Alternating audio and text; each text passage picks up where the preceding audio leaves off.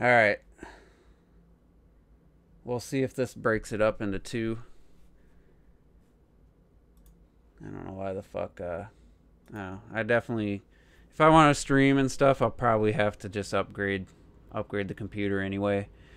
Which, you know, once I do that, then it's gonna be back to my main. It's gonna be my main gaming, like third party gaming device, because I'll probably just get a new graphics card anyway. But yeah. So we're gonna finish it out like this. Got your comments up here. Got my Lara Croft artwork in the back. Um, God damn it. But anyway, I was talking about graphics, and I had that example to show just by turning off shadows in that game. It really changes how the overall world looks, and honestly, just all that work they put into the environments, it just makes it look off. It makes it look strange. So that's just a graphical setting that completely kind of completes their vision, the environment. It just kind of makes everything blends together better instead of looking weird, and looks a little more natural to the eye, which not every game goes for realism. That's like I said, that's a whole other discussion. I'm not talking about art style versus graphics, but with Shadow of the Tomb Raider, I played a lot of it in 1440p with a kind of stuttering frame rate, and I was like, you know what, I'm put this back at 1080. So I took the sacrifice of the cleanness and the resolution, but then I went back to Rise of the Tomb Raider on the Xbox One S, and I actually recorded a video, but I didn't never uploaded it. And playing Rise of the Tomb Raider on the Xbox One, which it says it's at 1080p according to. Let me reply to this. Nice. Um, it says it's at 1080p 30, but it just kind of has this blurrier look to it than what I was used to seeing. And there's like a chain link fence in the like as you're entering the Soviet installation area. You're up above, and I walk by and there's all these animals running around, and then you climb up and you slide down this rope and go to the main area. And I was like, let me play this section on PC and just see, because it feels like it looks really like blurry to me, and like my eyes were kind of straining. And so I get in the same area, and I noticed right away there's an opening in the fence. There's a hole in the fence there was a relic and like a map or something over in that area. And on the Xbox One S, because of the lower settings, maybe shadow detail, I don't know what it was that would control that, textures, I don't know. I missed that hole in the fence because it was just hard to see it. And I was just like, okay, that actually affected me finding an area in a game. That's one instance, but I mean, it's not a bad looking game by any means on the Xbox. It's just that was one example. And then going from Rise even on PC to Shadow of the Tomb Raider on PC, there's similar games. There's a few different mechanics between each one. I still prefer Rise of the Tomb Raider overall as a game, but Shadow of the Tomb Raider just takes everything to the next level, as far as the visuals, and they actually do have some nice art direction in some areas where I feel Rise of the Tomb Raider was more bland looking in most areas. But and so that's what kind of started me thinking this. Then I was playing um, Forza Horizon 4, and I'm like, I was very impressed with what it was doing on the base model Xbox, because I can only imagine what it looked like on the Xbox One X in 4K, but I'm like, damn, this is very impressive. And I've played a lot of racing games over the years, not a ton of like the Gran Turismos and the mainline Forzas, but on the 360, Grid was a big one for me. On the Wii U, I had Need for Speed Most Wanted U. Um, the original Xbox was the Project Gotham Racing 1 and 2. Metropolis Street Racer on the Dreamcast, more realistic looking, not super sim. Um, but all good games. Some of those games probably still play great, but the difference between like the last game like that I really played was Grid on the Xbox 360 in 2008. That's where they introduced the rewind feature. Clocked it, because he must not have played a racing game in the last 10 years. Because he was surprised by the rewind feature. And I really remember being blown away by Grid's like cockpit view, and like because that's where I feel the most natural in a racing game. And it's like, oh, I can see the dash, like the steering wheel actually moves, like. And now, being that long since I really went in on a racing game, I'm just like, oh, this cockpit view is just like, it's so incredible now. Like, there's just so many little details in it, and it doesn't change if the racing or the driving mechanics suck. It wouldn't matter, So all this discussion's assuming, or the game I'm talking about is already a good game. It's not like graphics aren't hiding a bad game. But I'm like, all right, this cockpit view is it's just amazing. Like I love driving around in it, and then the world itself. There's areas where I get the same feeling when I played GTA 5 and I was flying in the plane and like the sun was setting, and then with Breath of the Wild, when I like get to a spot, like climb this hill and the wind's blowing and all the grass is moving, and then like the clouds are it's like a cloudy day, but the sun's kind of coming through. Like I got those kind of feelings when I'm playing a stupid racing game or driving game. I don't do a whole lot of racing. I just do a lot of driving around, messing around like a kid on a dirt bike or a quad. If you grew up doing that kind of stuff, I think you'd be right at home in this game. And I'm like, I'm getting these feelings in a racing game that I got in Breath of the Wild, and I don't like GTA 5, but I believe at the time the world they created was amazing, and the lighting and the clouds, everything. I got like goosebumps at times when I was flying around, and it's like, so I was really surprised that this game, which I've made fun of Xbox and Microsoft milking the Forza games. The Horizon games, I played the demo, the first one, and I never really played one. But I've always thought, hey, those look fun, especially once 3 came out and they showed how you're playing on PC, a guy on Xbox, and your friend, you're all driving together. I was like, oh, that looks fun. I always thought it looked cool, and I was impressed with what 4 was offering. But like, and playing with Red Knight Online, we're like driving around, and all of a sudden, oh, this area looks good. And if you follow me on Twitter, I've been posting a lot of screenshots. You hit up on the D-pad, you go into photo mode, and it just looks like all the graphic settings go to high, and you move the camera around, you take a photo. And we're like, all right, this looks cool. And then I move the camera the other way, so the sun's at my back, and it literally made it a completely different environment. Like, it looked so much better versus taking a picture with the sun facing you. Like, that's like real world stuff that you wouldn't think has any place or any benefit. But I like taking photos in games. I have so many screenshots. I have like 1,200 screenshots on my Switch on my SD card. I love taking screenshots of games, and that little touch there, when I realized that was in play, I was like, wow, that's really cool. Like, this is a really high level like lighting engine in a racing game, and it actually, I spent, out of my 15 hours, I bet I have over an hour in photo mode just taking pictures. Which, I mean, you might say if that's one of your highlights of a racing game, then the racing game's a failure, but it isn't. The rest of the game's fun. But it's just these like driving through, and it takes place in Edinburgh, which is in Britain.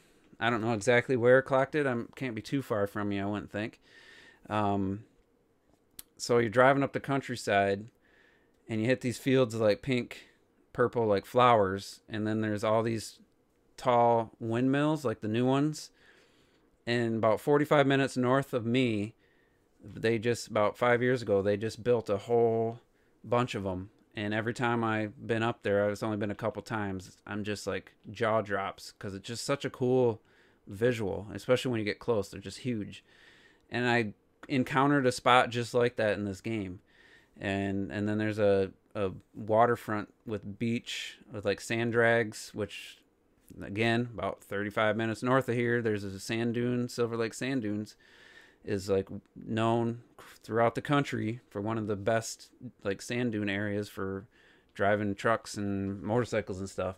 And I'm getting these feelings, and I gotta say, without the higher end, Edinburgh's in England. I thought you were bordered on England. I thought you were like 3 hours from London. There, clocked it. You gotta figure. I'm in the United States. For me, anything under 5 hours is close. most of the cool cities are like 20 hours away from me driving. But anyway, I gotta think that I wouldn't have that same feeling without this high level of visuals that this game's pulling off. And it's really added to the experience for me. The cars look really cool, but the funny thing is, if you really look, you can see where they cut the corners. Underneath the car is just flat. There's no detail. The way the suspension works is, they just kind of pulling tricks to make the wheels move. But if you watch a replay, there's really, they cut some corners that aren't important, just like Nintendo does with like Super Mario Odyssey. If you look at the ground texture up close, it looks terrible, but from the zoomed out camera, it looks great, so they had to make sacrifices. But it just really is added to what is already a fun game to play.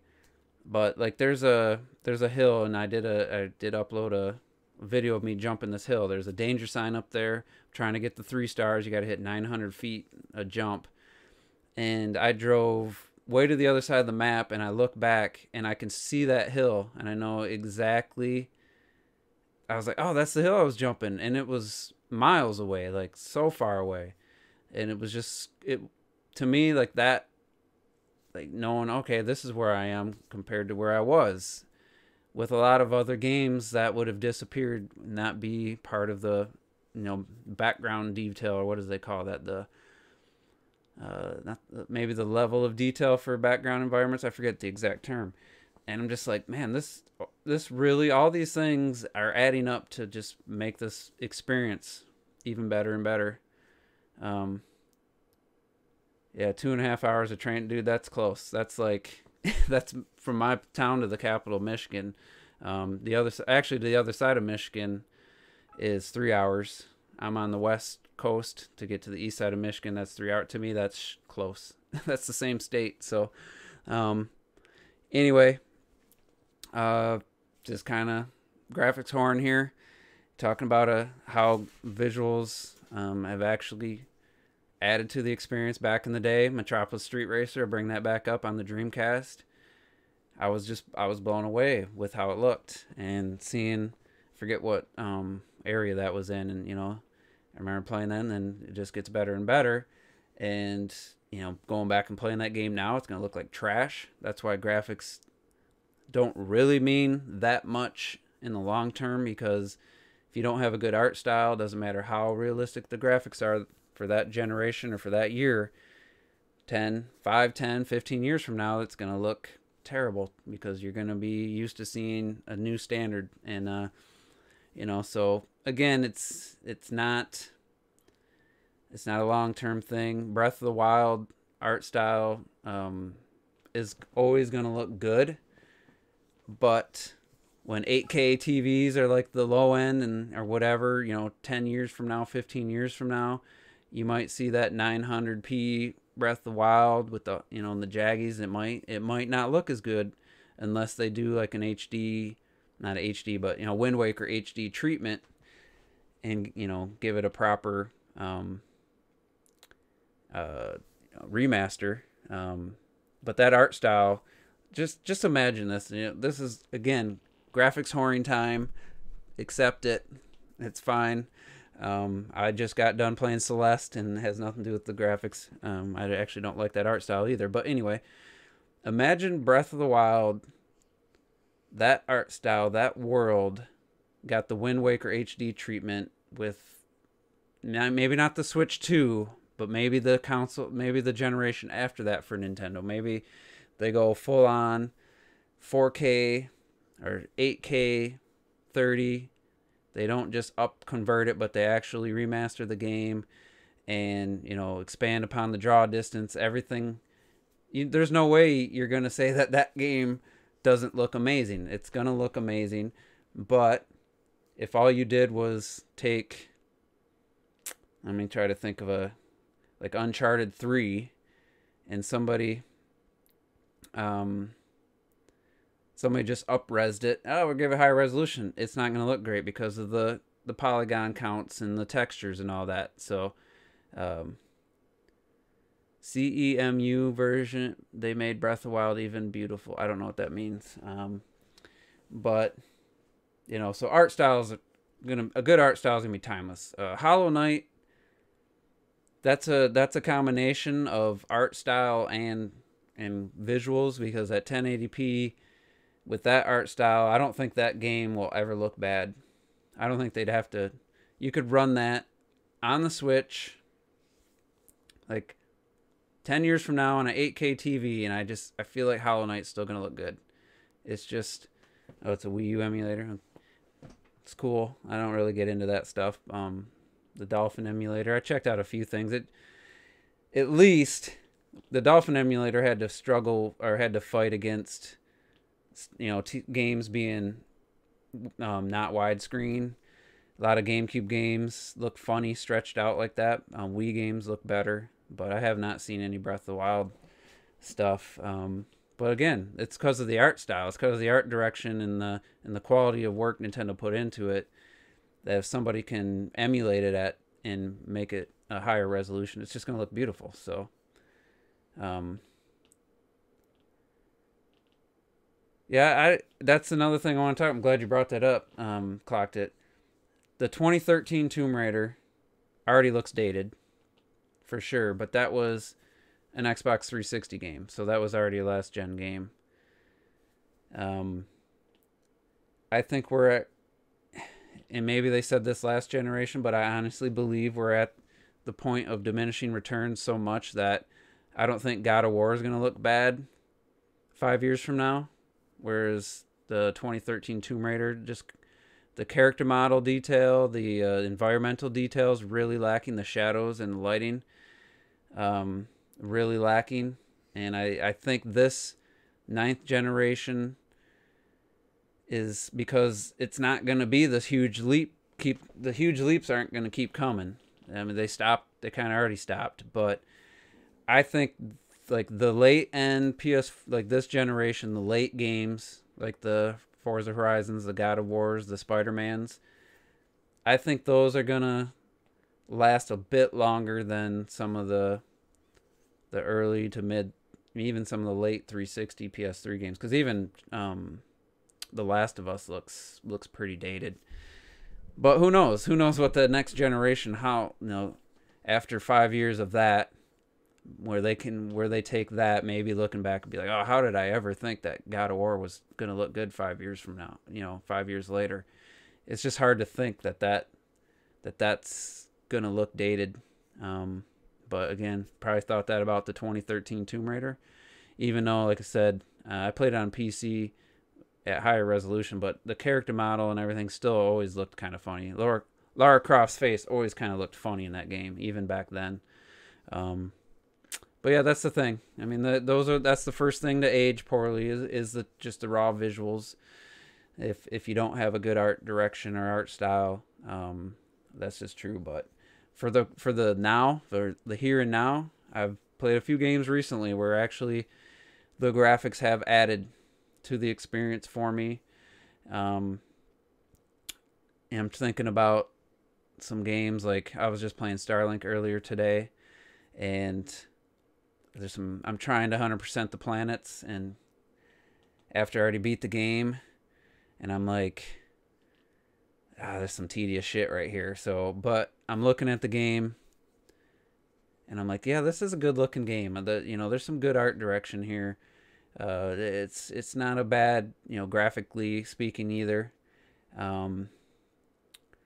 But I could see room for improvement right now on that game. I mean, yeah, it's Switch, and I'm not playing it on Xbox One X or anything.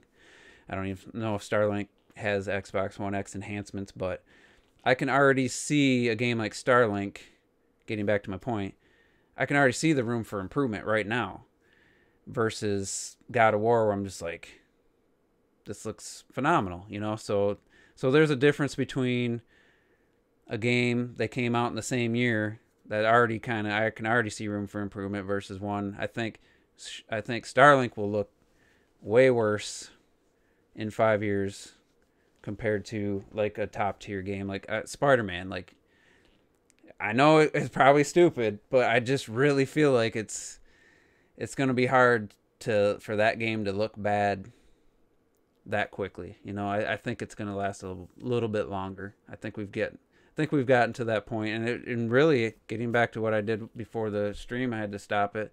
Just taking shadows off, the shadows, turning them off in Shadow of the Tomb Raider, almost brings it to Xbox 360 like environments and stuff. Like it you know, texture quality and everything's still high, but that just taking the shadows off already makes it looking closer to a 360 generation game. So but yeah, you're right. Cyberpunk, when that comes out, is that going to come out on PS4?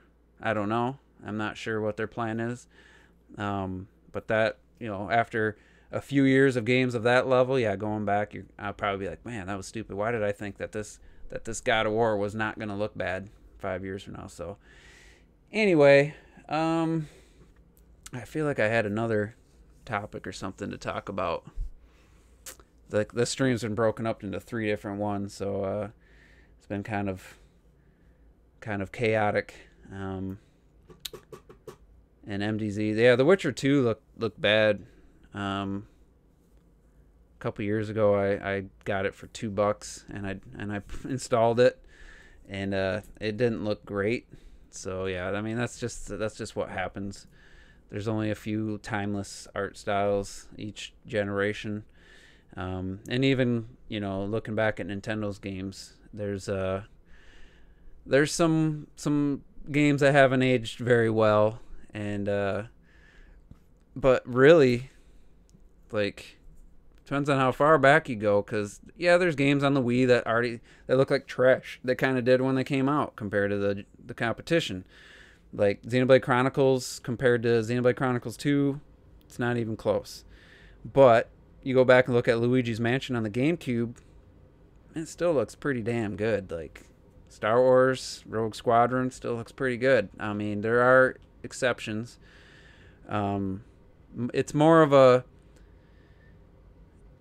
what would you say? It's more of a, wow, that game ran on the GameCube. I don't know that I'd say, oh man, that looks really good. I'd say, man, that's surprising how well that game, how good that game looks considering it was a GameCube game. So you got to take some of that into perspective. But if you look at N64 games, obviously, I mean, there's some Nintendo games that, even with the art direction, art style, the N64, just that first 3D era, they look pretty shit.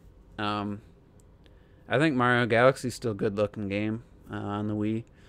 Metroid Prime 3, you know, not as good as, I don't think that one's aged as well as Mario Galaxy, unless you look at the Dolphin emulator version and whatever. But you know, Nintendo's got the advantage with their art direction, with the choices they make. Usually are choices for, you know, not going for realistic visuals, so that already lends to the game having more legs when it comes to the visuals. Like Mario 64, you know, there's aspects of the game that, you know, I was like, oh, that looks ugly, but then there's areas that still look really good. Red Steel looked like trash day one. That's right, Lenny. It did. I was totally gonna buy that game, and then the closer to launch, I was like, oh wow, that's garbage. They needed that game to be another year in development, just like Zombie U need at least another year of development. But Super NES games still look pretty good to this day. Some do, some don't. And it's just Nintendo made those choices, and I don't know if they thought about the longevity of their games and them being timeless, or if it was just to get the best performance for the system, or if it was to be more friendly for all ages. Whatever they did, it was the right choice. We'll see, like Twilight Princess. That's an example of a game that did not age well. I'm sorry, the GameCube and especially the Wii version look like absolute dog shit. Even the HD version on Wii U is not the prettiest game. It's higher resolution, it's cleaner, but it's just not the prettiest art style. The characters look ugly. So they've had some missteps, but they have the most timeless looking games for the most part. Just look at Wind Waker. I mean, 6 months and just making it widescreen, up resonant to 1080 with a few new textures. Look at the difference that game made. Look at, just seeing that in 1080. Seeing that art style. I think Skyward Sword would be as amazing if they did a full remastered, and with that art style, I think that game would look amazing. So, like I said, Nintendo's just kind of in their own little category because of the choices they made with their games. Whereas Sony, they're in the opposite end because they always went for realism and their games aged the worst. And it's funny that I say that right after saying I think God of War is going to hold up better in 5 years than PS3 games did 5 years afterwards. I mean, even 2 years after The Last of Us, I went back and played it and was like, yeah, this looks a little grainy. It doesn't look great.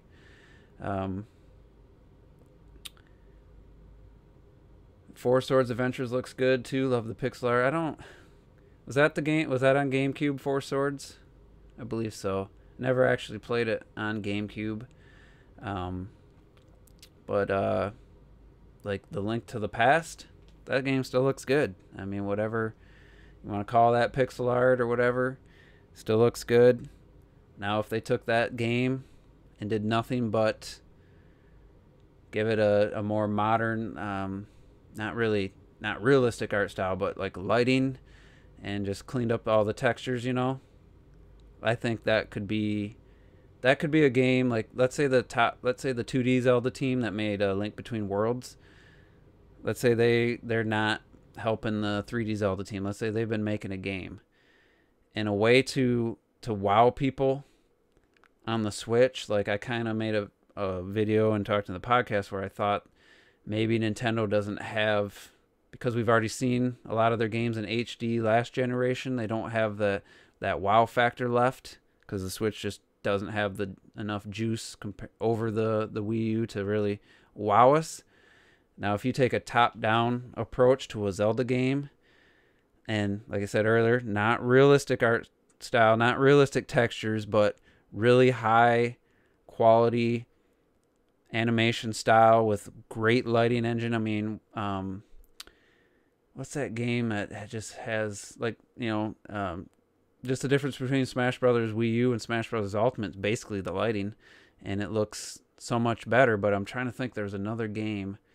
It might be a Link Between Worlds that had some really good lighting effects. So I think if they did a top-down style Zelda, Link to the Past style Zelda on the Switch, it didn't go for realism, but didn't, without the 3D aspect and the draw distance, everything sucking the power, I think you could have a game that would wow people, even PlayStation 4 owners, even Xbox One X owners, PC guys. I think there's the potential there, and it would be more the art style, but the lighting is more of the graphic side of it, and you combine those two things, I think you could have something truly special. And that's kind of, I'm going to make one last quick little topic, and I mentioned it earlier. I beat Celeste. Before I get into that, let me answer a couple of these. Roy, he expects Bayonetta 3 and Metroid Prime 4 to do that. I don't, because of what Bayonetta 2's Switch version, because they did nothing but just improve the frame rate, I'm not expecting, other than just some clean, a little cleaner, maybe higher quality textures because of the RAM, and maybe a little improved lighting. I don't expect Bayonetta 3 to blow me away and be like, oh my god, that's the next gen leap of Bayonetta over the Wii U. I don't expect that for Bayonetta 3. Metroid Prime, we haven't seen Metroid in HD, so there's that. I really don't know what to expect from the art style. I don't know what it's going to look like I don't know what direction they're taking. They don't have the same guy who did all the what was that title? His job. He basically was the guy who created the environments, the lead artist on the so all the environments you saw in Metroid Prime, he created. He did the concept art. He was the director of all that. He's gone. He works for 343, so I don't know. Do I think ARMS will hold up longer than God of War?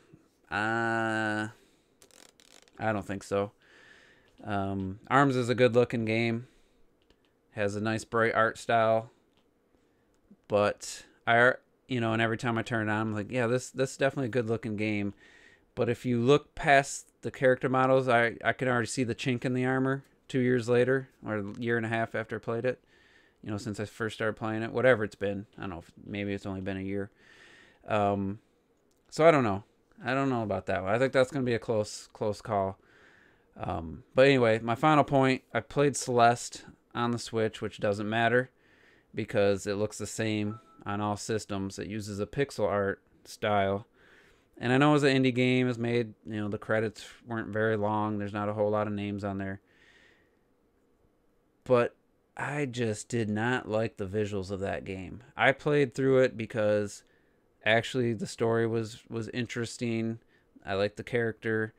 The level design was, frustrating at times, but the challenge kept, I couldn't be defeated by the game. Just like the game's story, she couldn't be defeated by the mountain. I couldn't be defeated by this challenging platforming and this unusual mechanic.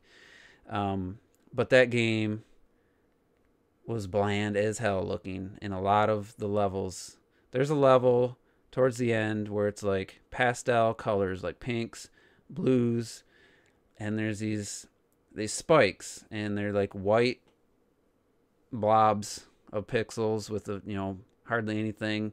And there was times where I didn't think I'd hit it, but I hit it and I died. I'm just like, if those are supposed to be spikes, they don't. It just kind of blends in with the background. It blends in with everything. And I know there's a better way to do pixel art than what they did. And maybe with the success of the game, their next game will look better. But I can't help but think if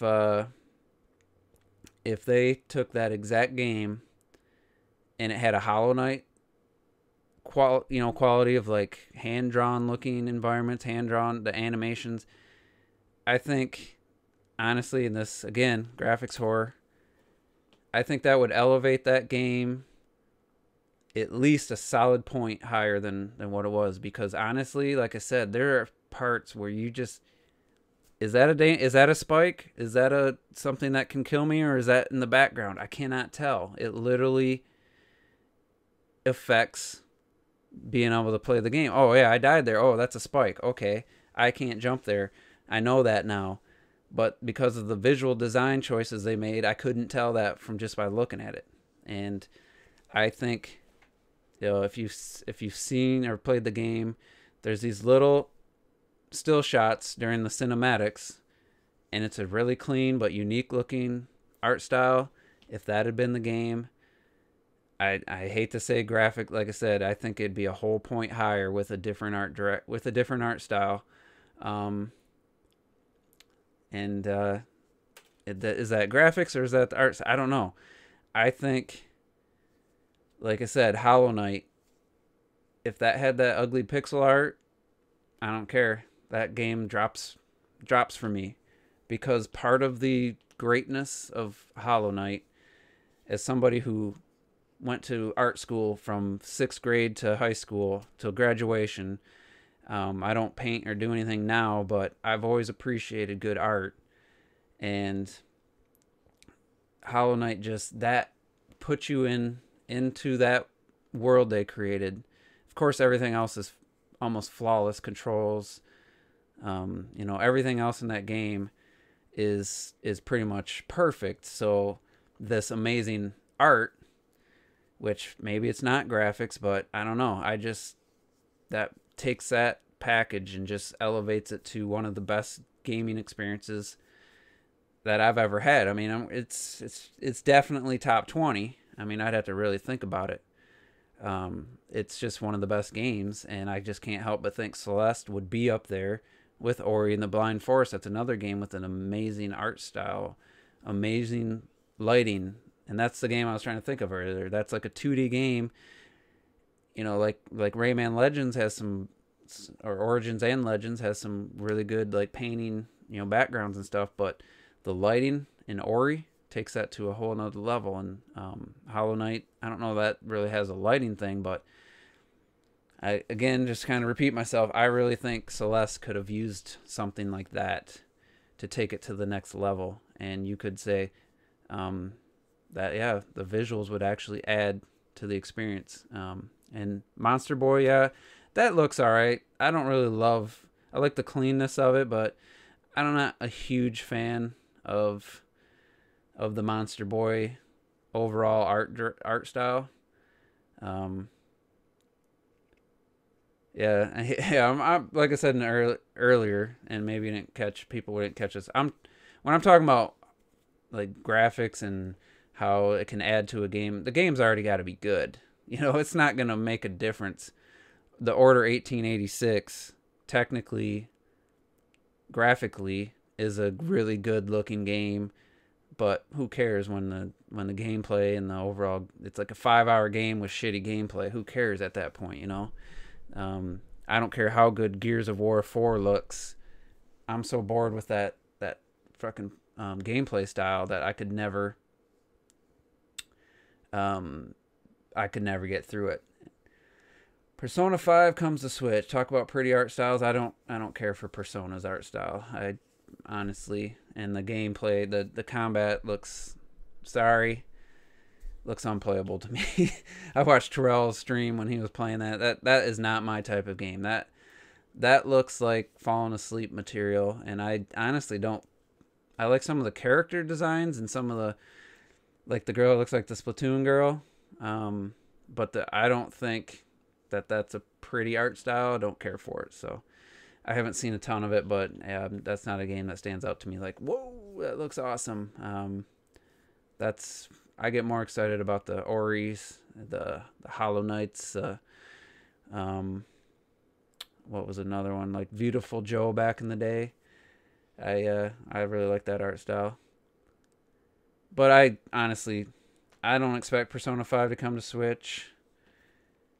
And if it does, it's going to be like I'd expect kind of a spin-off. I don't know. I don't think they're just going to port Persona 5 to Switch, but that's just my take.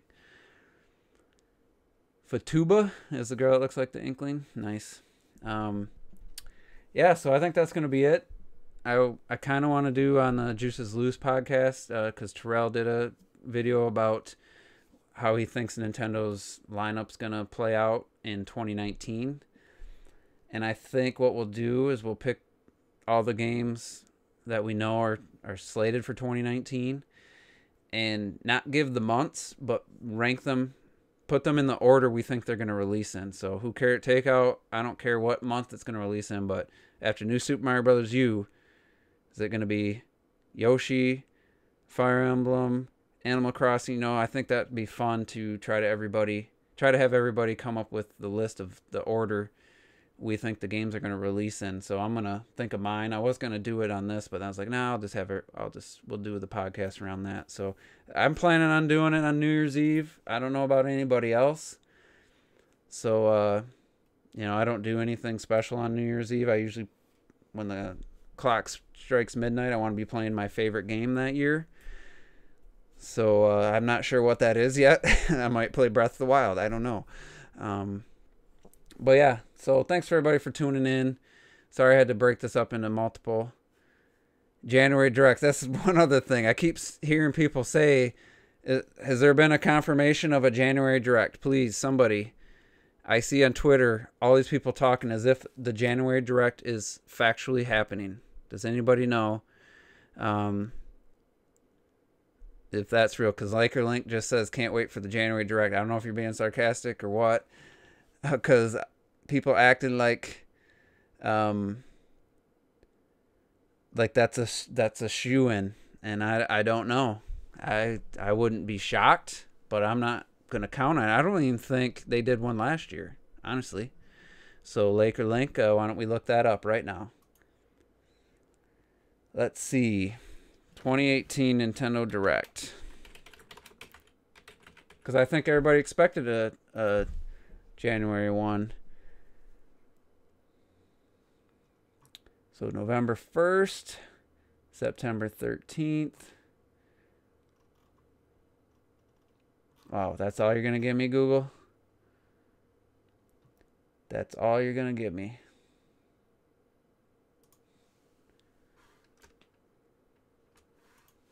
Oh, it was mini. That didn't count. That barely gave us anything. So there was March, E3, September, and November. They didn't do a lot.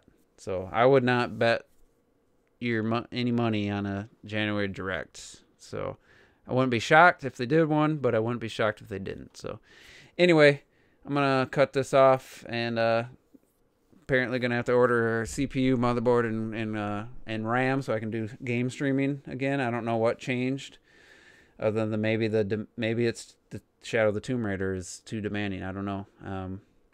So anyway, thanks for everybody for tuning in, and we'll see you next time.